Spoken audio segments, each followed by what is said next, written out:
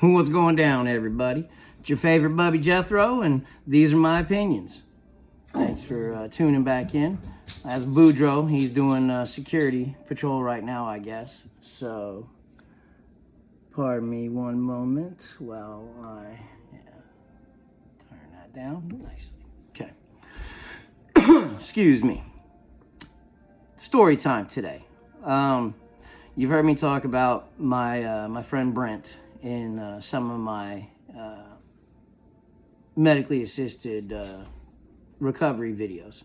He was one of my best friends, one of the funniest cats I've ever known in my life. Like, this guy, he was, nuttier than a shithouse rat, as we like to say in the country. Excuse me. And he was crazy psychotic about the Bears and the Cubs and the Bulls and all kinds of other sports. He liked Duke. I don't like Duke, but he didn't like Ohio State, and I'm an Ohio State fan, so we kind of made common ground there. As long as it wasn't a title game against each other, exceptions could be made so we could actually watch the games together and not get into a fist fight. But, so I'll tell another story before we get to me and him going to a Cincinnati Reds game, which is probably one of the funniest moments in my life, happened after this game. But the year is 2003, and I've always been a huge Cubs fan. So my dad's from Chicago, and I love the aura that the city has, and it's a damn fine sports town. No one can argue that. Yeah, we're second to nobody, and but the Cubs were horrible, had been horrible forever.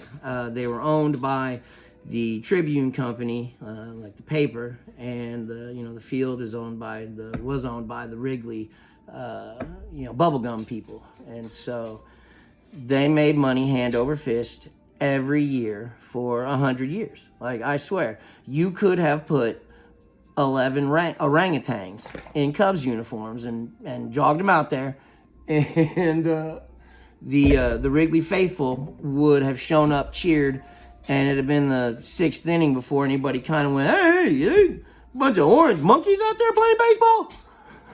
Like, we were loyal, if nothing else. And every 20 or 30 years, they would luck together and actually have a decent team. And so 2003 was just such a year. Like, Sammy Sosa was doing great. We had Moises Alou out in left field. I think we had Crime Dog McGriff playing. Maybe Kenny Lofton had come to us at that time. The pitching staff was Kerry Wood, Mark Pryor, Carlos Zambrano. I mean, we had some really, really good talent up and down, defensively, offensively, pitching, bullpen. Like, we could have put it together that year. And so they make it to the playoffs, and they win the divisional series, and they're in the National League Championship Series with home field advantage against the upstart Florida Marlins, who had gotten lucky and already won a World Series in the mid-90s against the Indians, and or now the Guardians, and I thought there was no way we were gonna lose that series. Like, it was destiny. Like, 1908, it's almost 100 years. They won't let it go 100 years. How could they let it go? How could they do that to us? You see how little hair I got left? It's like, how could they do that to us? They won't go 100 years. And so I thought destiny was on our side. And I had a good buddy, acquaintance, but a good buddy, who was a bartender at, it was a place in downtown Lexington at the time called, I think it was Red Hot and Blue was the name of it.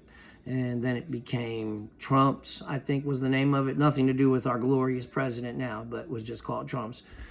And this buddy of mine, TJ, was a bartender there.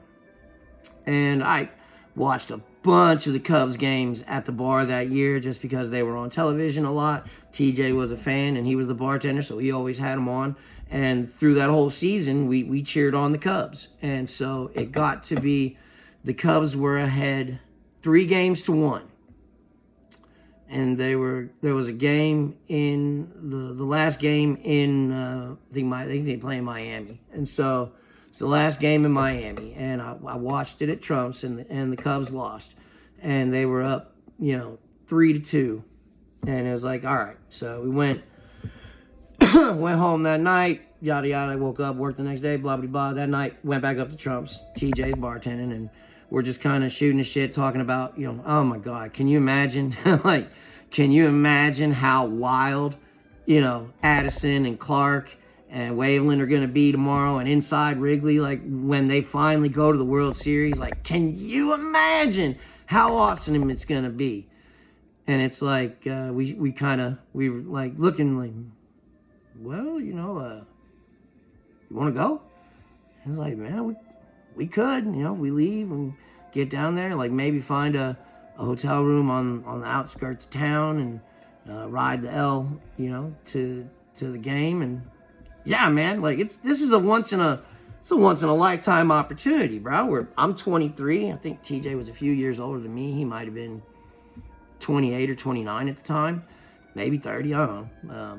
Guys, and, he was older than me. I know that. So. But I'm, 23 years old. Let's go get shithoused and watch the Cubs go to the World Series, man. It's gonna be fucking awesome. Well, for you non-baseball fans out there, the game that we ended up going to was the Bartman game. The infamous guy who leans over the railing and tries to go for a foul ball that then was mercilessly booed and ultimately, publicly crucified. A guy and his family had to leave Chicago. Like, it was that bad. So we'll get to that. So we're like, yeah, man, let's do it. So we meet up the next day at like 10, 9 or 10 a.m.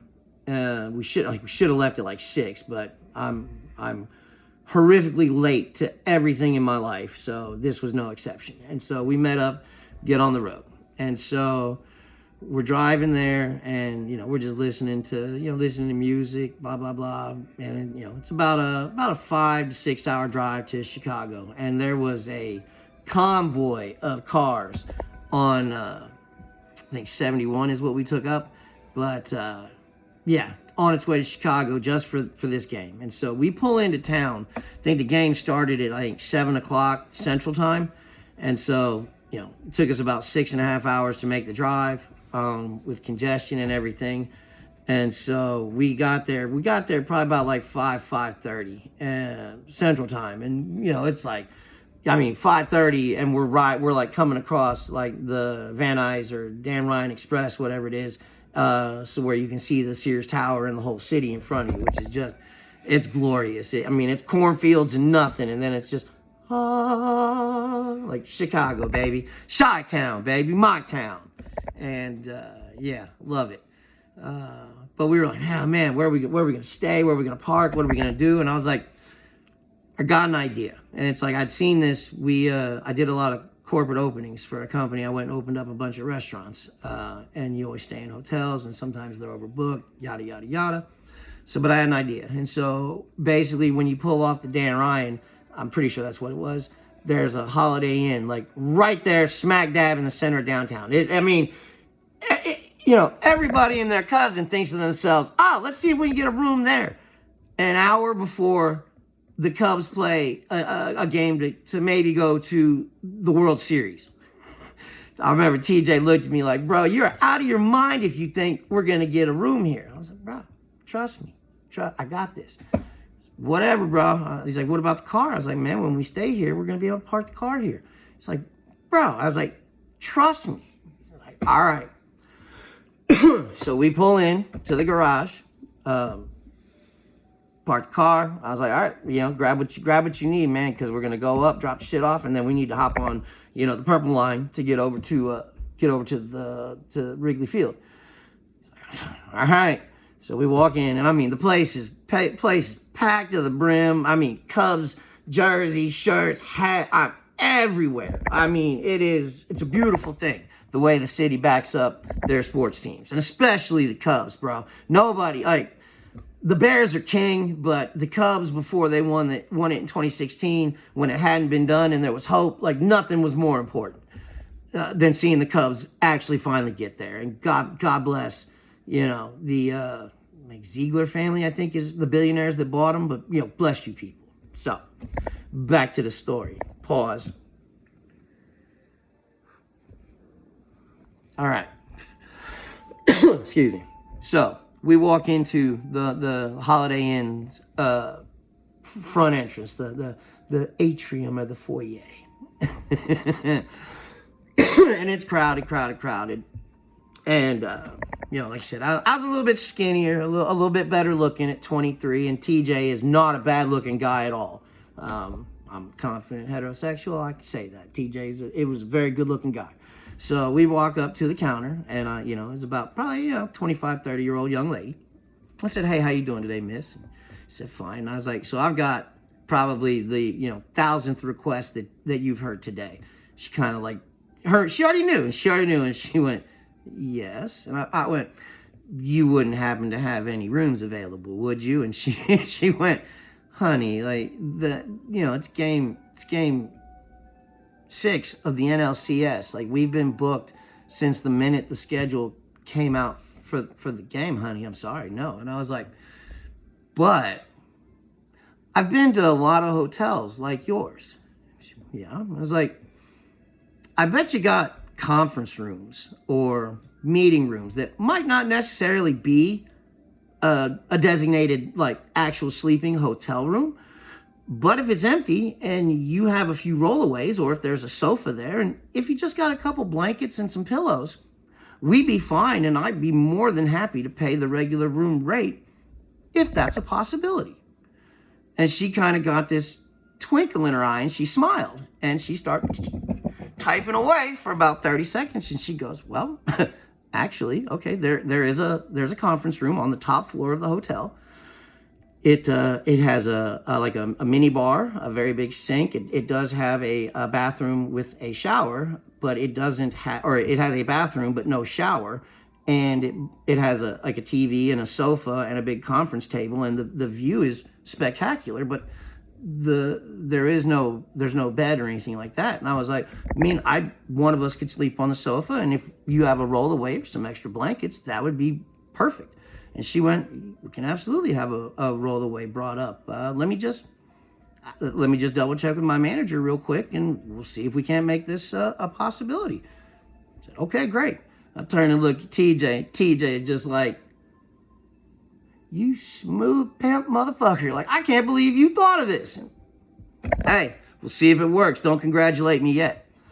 Pause. So, a few seconds later, the manager comes over, and with her, and he, like I said, he's tickled to death too, because he's just like, hey, I mean, no, it's not booked, and I don't see any reason why, you know, it's got a lock on it. We can give you a key card to it. It's no different than if you want to pay the regular room rate. I mean, it doesn't have a shower, and it's like, bro, I'll take a bath in the sink. It's cool. Like, done it before. We'll do it again in the future. I'm sure. Not a problem. Sure. So for like $178. Now, granted, this was in downtown Chicago,